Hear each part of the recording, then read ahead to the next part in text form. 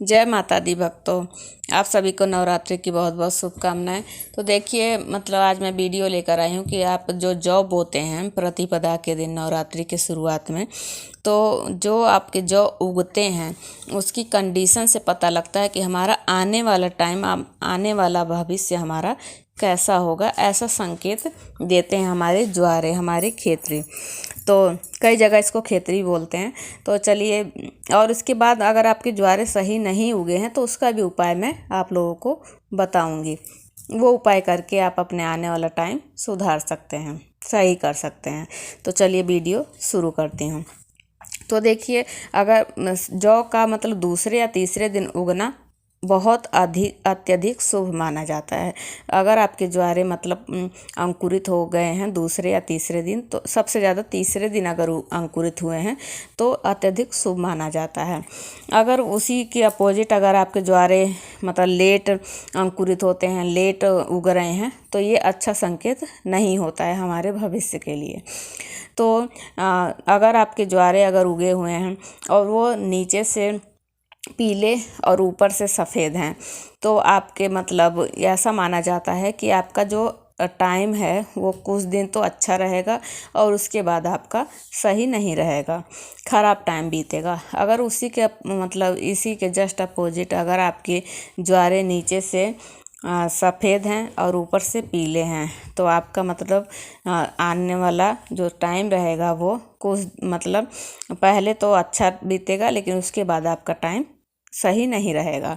और उसी के जैसे अगर आपके टाइम आने वाले ज्वारे जो हैं आपके जो उगे हुए हैं वो नीचे से सफ़ेद और ऊपर से हरे हैं, तो इससे ये संकेत मिलता है कि हमारा जो पूरा जो साल रहेगा वो बहुत अच्छा बीतेगा। ऐसा ज्वारे हमें संकेत देते हैं। और अगर आपके ज्वारे पीले होके, सफ़ेद पीले होके झड़ रहे हैं, अपने आप गिर रहे हैं, तो ये बहुत ही ख़राब संकेत है। आप इसके सतर्क हो जाइए। इसके लिए आपको माता से प्रार्थना करनी है। और आप नवमी के दिन जब हवन करेंगे तो इसके लिए एक उपाय बताती हूँ मैं। नवमी के दिन जब आप उपाय करेंगे तो हवन तो करेंगे ही जो करेंगे, लेकिन आपको उस हवन के अतिरिक्त आपको जिस भी मंत्र से आप हवन कर रहे हैं उसको छोड़ के आपको 9 ग्रहों के 9 ग्रहों के अलग अलग मंत्र होते हैं, उनकी आहुति देनी है 9 बार। और उसके बाद आपको माता के बीज मंत्र ऐं ह्रीं क्लीं चामुंडाय विच्चे, इस मंत्र की आपकी 108 बार आहुति देनी है और माता से क्षमा याचना करनी है। आहुति देने के बाद, आरती करने के बाद आपको क्षमा याचना करना है और माता से विनती करनी है, प्रार्थना करनी है कि माता ये जो संकेत हमें मिले हैं ये सही नहीं है। अगर हमसे कोई गलती हुई है, अगर कोई भूल हुई है तो उसके लिए हमें क्षमा कर देना। आप क्षमा करने वाली हो, आप ममतामयी हो, करुणामयी हो, दया की सागर हो माँ। तो ऐसी हमें प्रार्थना अपनी माँ से करनी है। और उसके बाद अगर मान लीजिए जल विसर्जन जो होता है जौ का, हमें दशमी के दिन करना चाहिए, नवमी के दिन नहीं।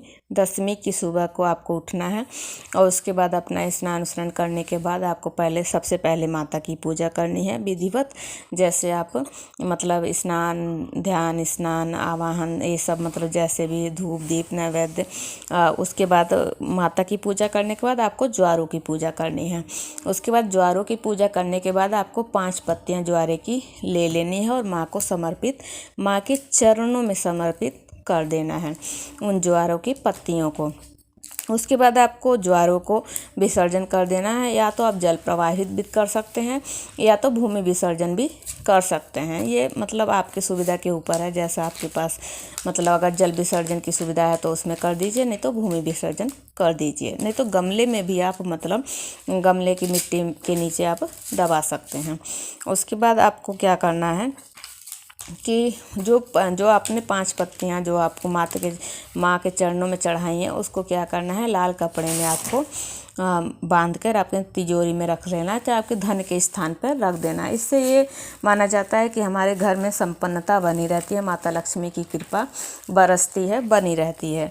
तो ये आपको करना है। उसके बाद एक दूसरा उपाय भी मैं आपको ज्वारों की बता देती हूँ। क्यों आपके जो ज्वारे माँ के चरणों में चढ़ाए हैं उसका आप ताबीज़ बनाकर भी मतलब जिसको भी पहनाना चाहते हैं उससे पहना सकते हैं। जिसकी मान लीजिए रोग व्याधि अगर नहीं पीछा छोड़ रही है, तो बच्चे हैं चाहे चिड़चिड़े हैं चाहे मतलब बहुत ज़िद्दी हैं, तो उनको क्या कर सकते हैं कि ये ज्वारे हम ताबीज़ बनाकर इसलिए पहनाने को कह रही हूँ क्योंकि ये सिद्ध हो जाते हैं 9 दिनों के अंदर। हम माँ की पूजा अर्चना करते हैं, हवन धूप दीप सब दिखाते हैं, तो ये सिद्ध हो जाते हैं। और ये जो होते हैं ये खुद ही मतलब स्वयं ब्रह्म स्वरूप है होते हैं, तो ये सिद्ध होते हैं। तो इसलिए इनका ताबीज़ भी बना के हमें ताबीज़ आप तांबे में या चांदी में पहना सकते हैं, जिसको भी पहनाना हो। तो ये भी मतलब एक उपाय बता दिया मैंने आपको। और आपने जो नवमी के दिन आपने हवन किया है, अष्टमी के दिन या नवमी के दिन जो हवन किया है, उस हवन की जो राख होती है वो आपको थोड़ी सी अपने घर में रख लेनी है, पूरी प्रवाहित नहीं करनी है। उससे आपको मतलब रोजाना तिलक करना है। और थोड़ी सी उस मतलब जो आहुति की जो राख है उसको आपको थोड़ा अपने गमलों में, जो भी गमले रखे हों उनमें आप थोड़ा थोड़ा डाल दीजिए। तो इसमें क्या है कि मतलब पॉजिटिविटी आ जाती है। जो हम हवन करते हैं हमारे घर में और हमारे मतलब आसपास जो भी आप राख छिड़क देते हैं, तिलक लगाते हैं, तो उससे जो हमारा बुरा आने वाला टाइम होता है, अगर बुरा है तो वो माता की कृपा से सही हो जाता है। तो भक्तों ये थी मेरे द्वारा कुछ बताई गई आप लोगों को जानकारी। अगर पसंद आई हो तो प्लीज़ मेरे चैनल को लाइक शेयर एंड सब्सक्राइब कर दीजिएगा और कमेंट में जय माता दी ज़रूर लिखिएगा। मिलती हूँ नेक्स्ट वीडियो में। जय माता की।